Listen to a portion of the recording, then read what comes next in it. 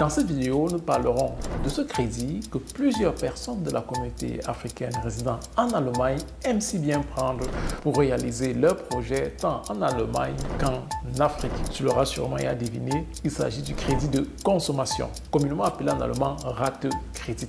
J'aimerais donc partager avec toi l'impact de ce crédit-là quand tu veux réaliser un investissement immobilier en Allemagne. Nous en parlons juste après le générique.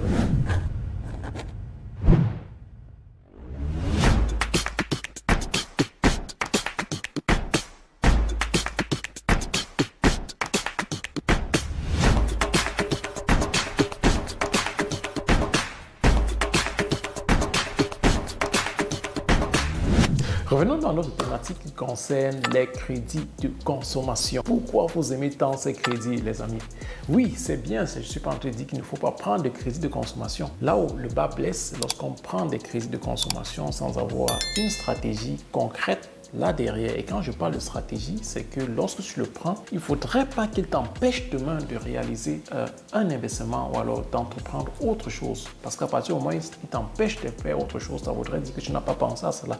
Parce que tu dois toujours regarder, te définir déjà tes objectifs sur les 5 prochaines années, voire même sur les 10 prochaines années. Et ce qui fait que tout ce que tu entreprends demain, tu vas te poser la question de savoir s'il impactera plus tard lorsqu'il faudra réaliser autre chose. Toujours te poser cette question-là et ça doit faire partie comme ça du concept que tu mets sur pied. Je tiens à préciser qu'à CFMO Finance, lorsque tu veux acquérir un bien immobilier, on va t'accompagner de A à Z, c'est-à-dire que vraiment de l'analyse de la faisabilité de ton projet pendant la réalisation et même après réalisation, on va le faire, mais on met également l'accent sur la projection comme ça plus tard, sur les prochaines années.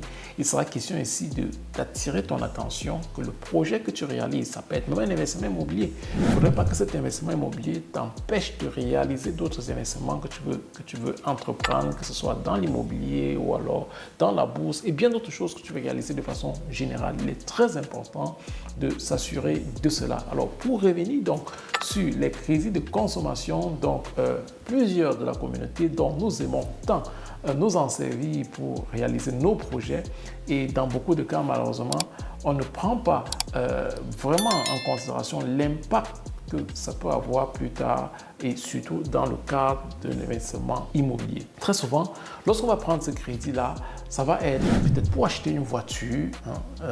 Là, c'est bien, on va s'acheter une voiture, on n'a pas de l'argent, on va prendre un crédit. Là encore, je vais te dire, oui, voilà, il faut faire attention, il faut vraiment te poser la question, je le prends, la voiture, est-ce que c'est vraiment nécessaire absolument? Je compte réaliser tel investissement immobilier à court terme ou alors l'année qui suit. Est-ce que ça ne va pas me bloquer? Est-ce qu'il ne faut pas acheter une voiture qui coûte d'abord très moins cher? Je tiens à préciser que lorsque vous achetez une voiture, comme j'ai souvent le cas, j'ai un jeune qui est venu tout récemment me rencontrer. Il voulait prendre un crédit, figurez-vous, de 40 000 €. Et pourquoi faire? Il voulait acheter une voiture neuve. Pourquoi une voiture neuve? Je ne sais pas trop pourquoi. Je lui ai fait part du fait que la voiture neuve, c'est une bonne chose, mais ça perd rapidement en valeur à peine tu l'as acquis, que tu traverses comme ça le portail de l'entreprise où tu l'as acquis, que cette voiture a déjà perdu en moitié même de valeur. Donc, voiture neuve, oui, ça te coûte cher. Tu vas prendre un crédit de consommation qui va vraiment impacter énormément la suite de tout ce que tu vas vouloir réaliser. J'en ai également qui prennent des crédits de consommation. Par exemple, qui me disent, voilà, je vais prendre un crédit de consommation parce que Cédric, je veux acheter un terrain, par exemple, en Afrique. C'est pas mal pensé à la base. C'est un terrain, c'est un investissement. Tu investis dans l'immobilier, c'est pas mal pensé. C'est le procédé qui n'est pas correct. Parce que lorsque tu vas acheter un terrain, tu l'as bien fait, mais tu prends un crédit, donc tu vas aller plomber là sur une terre qui ne produit pas et de sur quoi, lorsque c'est juste pour acheter et lisser, et oui, ça prendra en valeur certes, mais entre-temps, tu es en train de sortir de l'argent pour rembourser le crédit que tu as pris ici et de l'autre côté, ça ne te produit pas encore l'argent. Si tu me dis que tu investis dans un business qui va te produire de l'argent et qui va te permettre de rapidement rembourser ce crédit-là, si derrière tu as vraiment une stratégie allant dans ce sens, là, tu peux le comprendre. Mais si tu ne l'as pas, si c'est justement pour aller juste te mettre là-bas et attendre que ça donne, alors ça peut te causer d'énormes problèmes.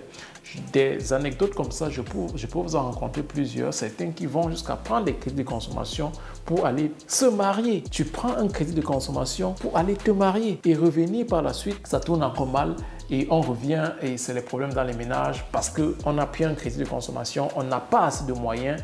Il faut voir se battre à gauche, à droite pour rembourser ce crédit-là. Dans le ménage, on ne s'en sort pas et ça crée une discorde totale dans le ménage. À la fin, c'est dû en fait à la base dans ce crédit de consommation parce qu'il n'y a pas d'argent, parce que l'homme ne peut pas comme ça en donner suffisamment à sa femme. Ils ne peuvent pas se faire plaisir dans la vie tout simplement parce qu'on s'est endetté énormément pour aller faire un mariage, pour aller donner comme ça à manger à un bon nombre de personnes.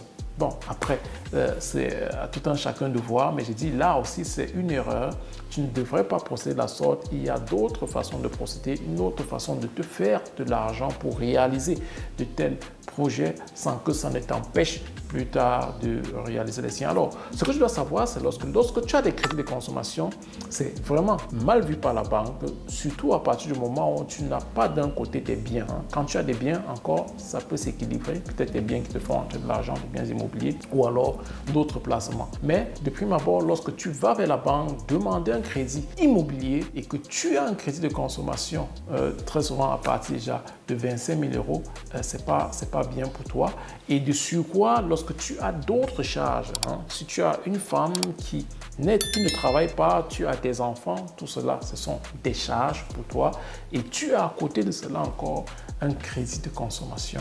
Là, ça va te bloquer énormément. Donc, je t'exhorte vraiment à d'abord te laisser conseiller lorsque tu veux prendre un crédit de consommation, te laisser vraiment conseiller parce que la banque prendra ça en considération lorsqu'il faudra évaluer tes entrées, tes sorties. C'est le premier calcul que la banque fait rapidement. Ils vont rapidement regarder tu gagnes combien et quelles sont tes charges. Et dans tes charges, tu auras ce crédit de consommation-là qui est mal vu et c'est un passif pour la banque. Les crédits de consommation sont des passifs. Donc, même si tu l'as utilisé pour réaliser un business qui te produit même de l'argent. Mais pour la banque, c'est un crédit de consommation, donc c'est du passif. La banque n'est pas au courant que tu as des terrains en Afrique qui te génèrent de l'argent, à moins que tu l'aies officiellement comme ça communiqué auprès de la banque en envoyant bien entendu des preuves. Donc si tu ne les as pas, la banque n'est pas au courant de cela et d'ailleurs, tu n'as pas le droit de prendre un crédit de consommation pour aller investir dans l'immobilier. Tu n'as pas le droit de le faire et néanmoins si tu le fais, il faudrait donc que tu aies des preuves palpables que tu peux montrer donc auprès de la banque. Donc, crédit de consommation, les amis, réfléchissez-en vraiment. Laissez-vous conseiller de préférence avant de vous lancer, avant de prendre des crédits de consommation. Il y a vraiment d'autres moyens. Dans nos séances d'entretien, de coaching, nous proposons d'autres solutions.